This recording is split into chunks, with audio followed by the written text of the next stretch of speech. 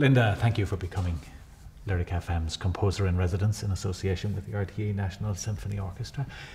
We'd start with the introductions. Linda Buckley from the County Cork.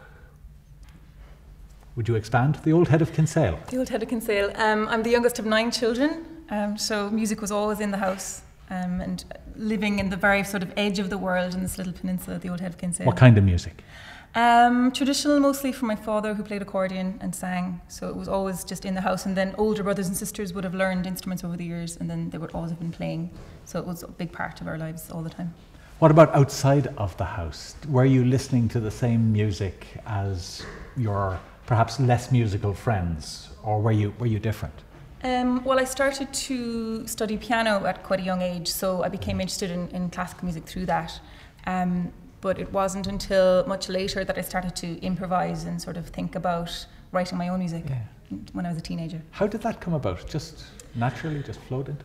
I think it was when I was practicing the piano. I would often think of different directions the music could go, and so I would sort of make up little sections within the music and really annoy my piano teacher and show him what I've done, and he would say, well, stick to the exam. You have to do an exam at the end of the year, so you need to play the pieces as they are. And presumably the styles you were picking up and the styles in which you were composing would be based on the composers you were studying at that stage. I remember being really interested in people like Bartók early on, and the sort of strong rhythms and kind of that folk music aspect being brought into it, which would have been part of my own life as well.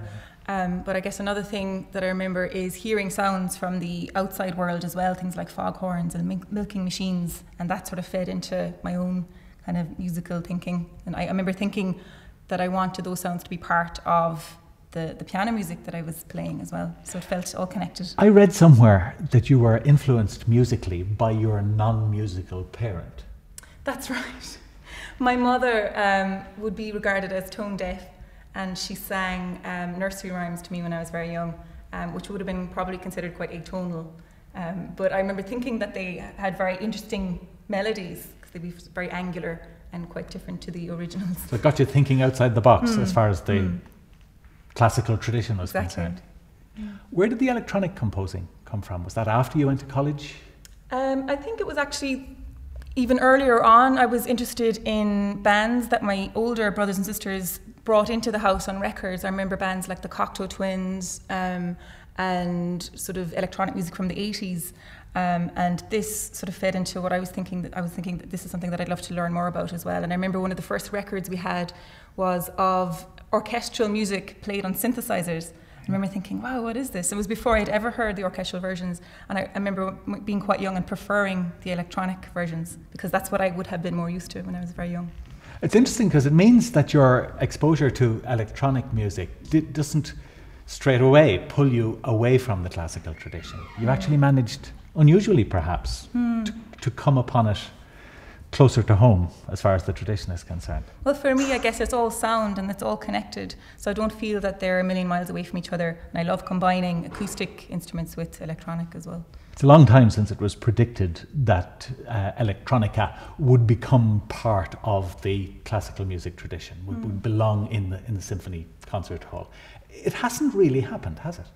Not so much. I mean, you hear composers talking about trying to integrate those two worlds together, and I think it can happen more easily perhaps on a smaller scale with smaller ensembles, not necessarily with an orchestral situation, because there's so many other variables to think of.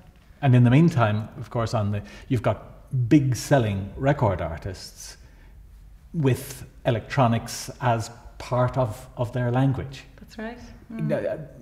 Are you closer to one world than the other, or do you think of it in those terms? I think I'm probably in between those worlds. I'm most excited at the moment about music that is quite cross-genre, where it's difficult to get a sense of naming what the music is, so it sort of straddles between many different worlds, and I'm very interested in that myself. But you do, of course, right, and you have had a work premiered, Chio, here for symphony orchestra, pure and simple. When writing for traditional acoustic instruments, how do you apply what you learned from electronica? It's interesting, actually. A lot of friends of mine who heard Chio, they said that it reminded them of some of this more ambient electronica that I would write. The sense of kind kind of slow-moving harmonies that I would use, and multiple layerings of lines as well, which is something that you can work with quite easily in an electronic situation. And then I sort of applied it to a live instrumental setting with Gio. That rather than getting away from harmonic development and getting into pure texture and the sound for the sound's sake. I think even as time goes on, harmony and melody probably are becoming even more important to me than they would have been maybe 15 years ago, 10 years ago. And I think for me actually harmony probably is the most important thing in what I do. Will writing for the radio be different? Or will it change things in any way? I think it probably will to a certain extent. I'm very much thinking about being communicative to a wide audience and to the listener. And I feel within my music as well, I like the idea of somebody coming in and hearing it for the first time and not knowing anything about me, or not knowing maybe the program note or the context of how the piece was made, but just being able to have an immediate impact. And that's something that's really important for me. And hopefully that can come across on radio as well. Yes, part of the brief is to write a piece of music that lends itself to repeated playing on the radio. I think that would be an interesting challenge for me as well. I feel that often in a situation where you're having a premiere, the piece may be heard for the first time by many of the listeners. They've never heard it before, and they may never hear it again. So you have to sort of really capture that moment and have immediate impact. But something with having repeated listening, I think it has to have longevity, and it has to have something that connects to a broad range of listeners as well. Any other plans at this stage that you can tell us about, or anything if you think about the residency when it's going to be over, when you look back on it? Have you already got any idea in your mind of what it is you'd like to have done by then, or you'd like to have achieved? I'm very excited about the mentoring aspects, working with other composers, and it's something that's been really important for me over the years in education, to bring a piece from its initial sketch to full fruition through the rehearsal process, through workshopping stages, to the final performance. And that's really exciting to watch another composer through that process and help them and guide them. And that's one of the most exciting parts of this, I think, for me. And finally, what does a composer do when she's not being a composer?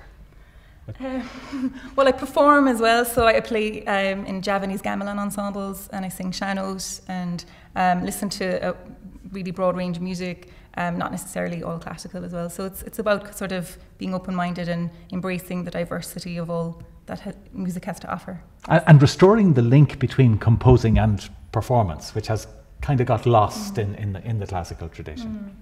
It's interesting because I actually met Brett Dean, the Australian composer, down at the Bantry West Cork Chamber Music Festival, and he was talking about the important link between his being a viola player and him being a composer. And he was saying that got lost along the way, and of course it was an important thing for people like Chopin and Liszt, and how the virtuosity of performing kind of carried on through into the composition. And then there seemed to be this big divide between a composer and performer, and I felt it was such a pity over the years to sometimes see things being lost in translation from an initial idea that a composer might have through to performance, because there's this kind of disconnection sometimes between understanding the process of what a performer has to go through when they're learning a new piece of music. And so I think it's very important to be connected to performing as well, and to have that as part of your musical life, and sort of embracing the totality of music making, that it's not just about being locked away at home writing, it's about being part of the musical world in general. Linda Buckley, RTÉ Lyric FM composer in residence. Thank you very much. Thank you.